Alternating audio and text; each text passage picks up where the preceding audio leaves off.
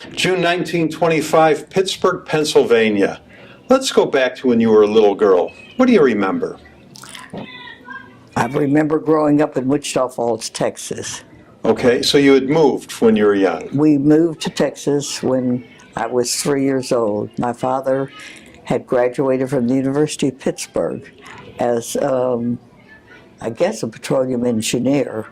And he went to work for a company called Van Mex Oil Company out of Pittsburgh. My mother also graduated from Pittsburgh University. Uh-huh. And so we came to Texas. That was at the time that they brought in the first big oil field in Wichita Falls. Your grandparents, do you remember them at all? My mother had her mother, and she lived with us for a short time, but I don't remember at what stage and what time. And also, she had a maiden aunt, or maiden sister, I should say, that lived with us in Wichita Falls. Now, do you know at all what your grandfathers did for a living, even though you didn't know them? Did you ever hear what they did? I suspect that he was a rabbi, but I'm not sure. Uh-huh. And what about your grandfather on your dad's side?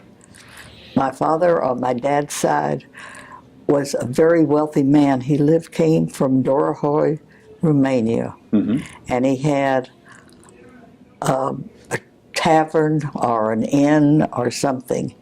And my father and all of his brothers and sisters were highly educated.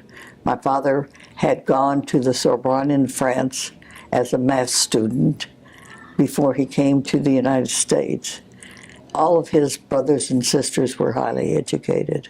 So your dad was born in Europe? Dorohoi, Romania. Okay. No, he may not have been. He may have grown up in Dorohoi, Romania. I think, sort of remember hearing about,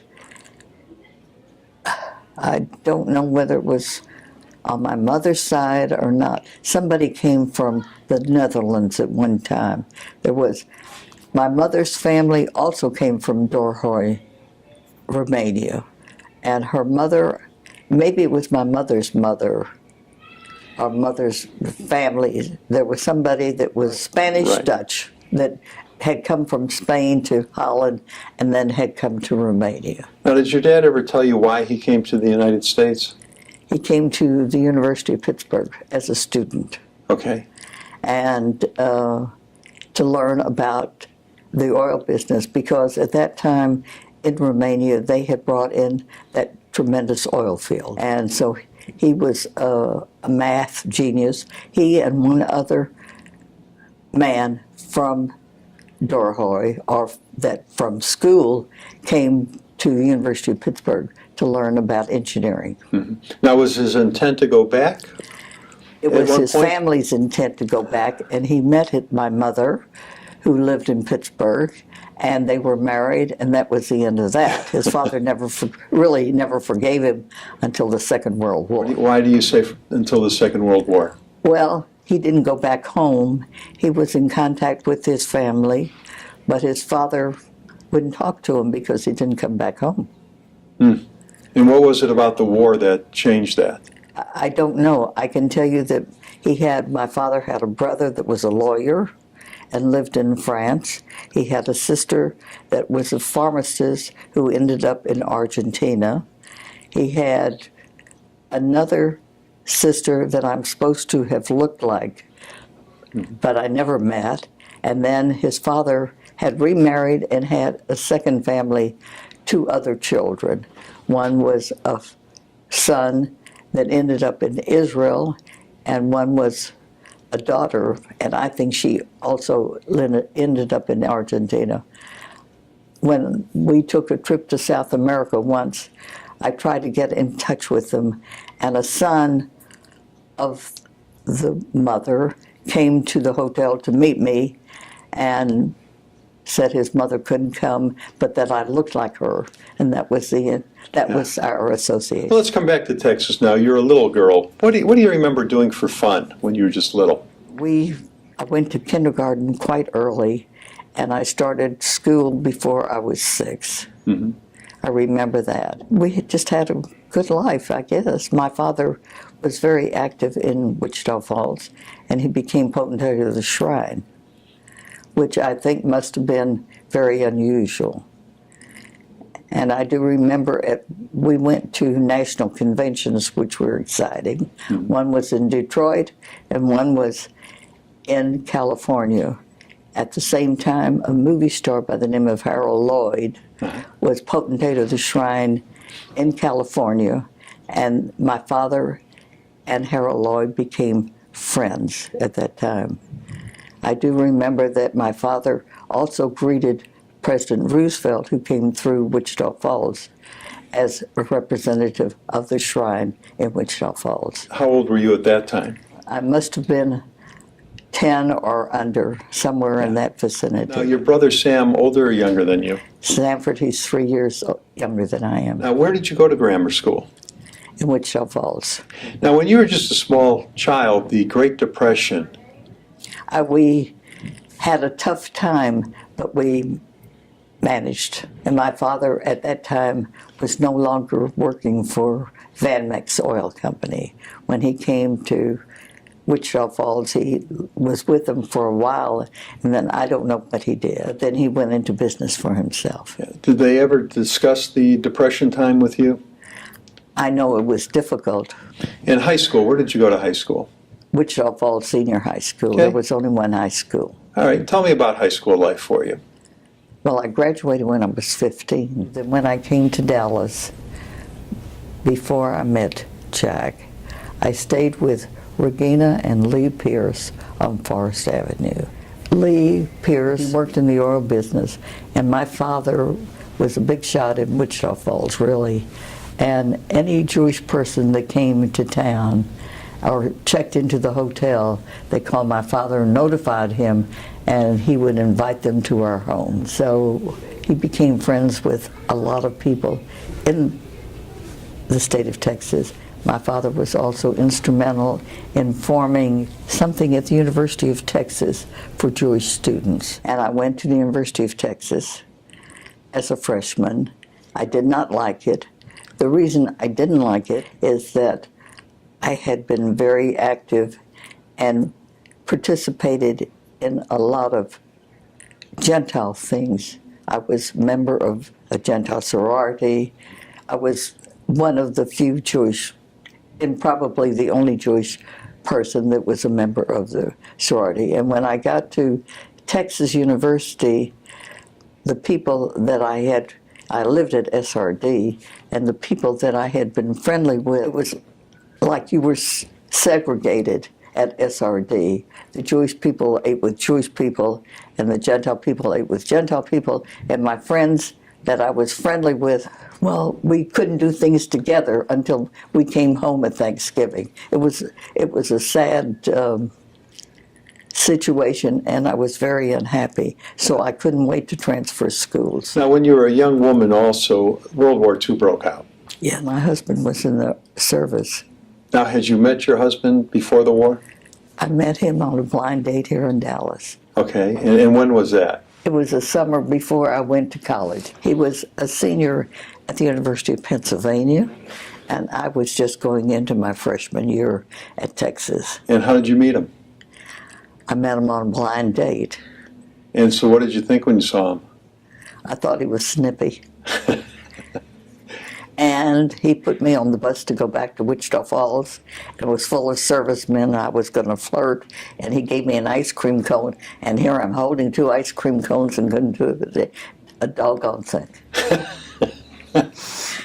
How long did you guys date before you got married? Did you get married before you went to war? No, it was all long distance.